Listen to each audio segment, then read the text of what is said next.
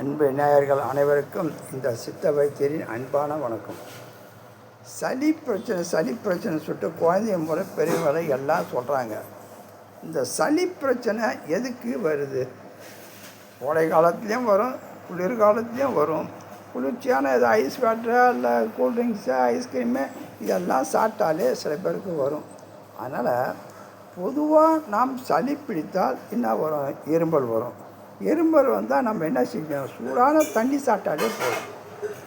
ஒரு இரும்பலோ ஒரு சளி ஆரம்பத்தில் பிடிச்சாலே சூடான தண்ணி சாப்பிட்டாலே போதும், பிடிச்சாலே போதும், வேறு ஒன்றுமே வேணாம். அப்போ குடித்தால் என்ன செய்யும்? இந்த தொண்டையில் ஏற்படும் வீக்கம் குறையும். சளியாக இருந்தாலும் சரி, காய்ச்சல் காரணமாக தொற்று இருந்தாலும் அது நீங்கி விடும். இந்த சளி ஒருத்தவனுக்கு ஆரம்பிச்சுன்னா பொதுவாக நம்ம உடம்புல சளி பிடிச்சா இருமல் வரும். இருமல் வந்தாக்கா என்ன செய்யும்? சூடாக தண்ணி சாப்பிட்டா சரியாக போயிடும். அப்போ நம்ம என்ன தொண்டையில் அந்த சூடாக தண்ணி சாப்பிடும்போது இந்த தொண்டையில் இருக்கிற வீக்கம் போயிடும். சளி இருந்தாலும் காய்ச்சல் இருந்தாலும் சரியாக போயிடும். போதுங்களா? இதை செஞ்சாலே போதும். அதே போல் சளி இருமல் போக இப்போ அந்தமாரி சளியும் இருமலும் இருந்துனாக்கா நம்ம என்ன செய்யணும்னா ஜீரகத்தை இடித்து பனங்கற்கண்டு சேர்த்து தினம் 2 வேளை சாப்பிடும். இப்போ சளி பிடிச்சுன்னா என்ன செய்யணும்? இப்போ சளி பிடிச்சினாக்கா ஒன்று என்ன செய்யும்? இருமல் வரும். இருமல் வரட்டு இருமலாக இருக்கலாம், சாதா இருமலாக இருக்கலாம். பொதுவாக நம்ம சாப்பிடும்போது இந்த ஜீரகத்தை எடுத்து பொண்ணூறுலாம் வறுத்து இடித்து அதை என்ன செய்றீங்க? பனங்கற்கண்டில் சாப்பிடுங்க. பனங்கற்கண்டில் சேர்த்து தினம் 2 வேளை அப்படியே எடுத்து வாழை விட்டு சப்பி சாப்பிட்டாலே போதும். சூப்பராக சரியாயிடுங்க. என்ன சிம்பிளாக தானே சொல்கிறேன்.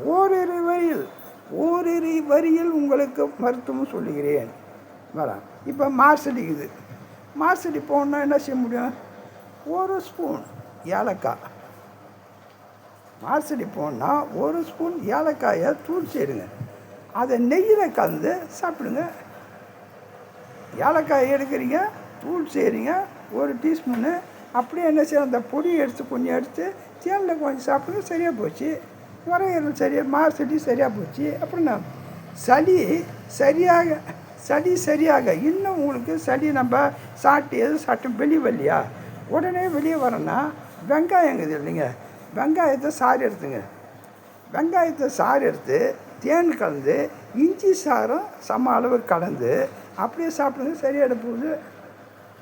எப்படி புரியுதுங்களா? சளி சரியாகணுன்னாக்கா வெங்காயத்தை இடித்து சாறு எடுத்துங்க.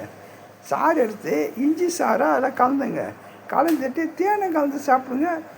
அப்புறம் என்ன சரியாக போச்சு. அப்புறம் இன்னும் என்னங்க செய்ய முடியும்? இன்னும் உங்களுக்கு வேணுமா? மிளகு இருக்குது இல்லைங்க, மிளகாத்தூள் செஞ்சு வச்சுக்கணுங்க. ஏன்னா இப்போ அர்ஜென்ட்டுக்கு நீங்கள் மாத்திரைக்கோ மருந்து வாங்குறதுக்கோ கடைக்கு போக வேண்டிய வேலையே கிடையாது. என்ன செய்ய போகிறீங்க? நீங்கள் நேராக போங்க, வீட்டு மிளகு இருக்கும், எடுத்து லேசாக வறுத்துட்டு அதை தூள் பண்ணி வச்சுக்கின்னு தேனில் கொஞ்சம் சாட்டினே வாங்கலாம். உடனே சரியாக போகுது. செஞ்சு பாருங்கள், பயன்படுங்க. நான் சொல்கிறதுலாம் சிம்பிளாக இருக்கும். உங்களுக்கு நான் ஓரிரு வரியில் உங்களுக்கு சொல்கிறேன். இதை பயன்படுங்க. வள பேசிக்கின்னு இதை சாப்பிட்டு கொண்டு இருந்தால் இப்படி வரும் அப்படி வரும் சொல்லிட்டு கடைசியில் மருந்து சொல்லுவாங்க. நான் உங்களுக்கு டைரெக்டாக இப்படியே சொல்லிடுறேன். இதை சாப்பிட்டுட்டு இதை நீங்கள் பயன்படுங்க. உங்கள் வேலையும் மிச்சம், நீங்கள் குறிப்பெடுக்கிறதுக்கும் மிச்சம். பயன்பெறுங்கள், நன்றாக இருங்கள், நலமுடன் வாழுங்கள். நன்றி.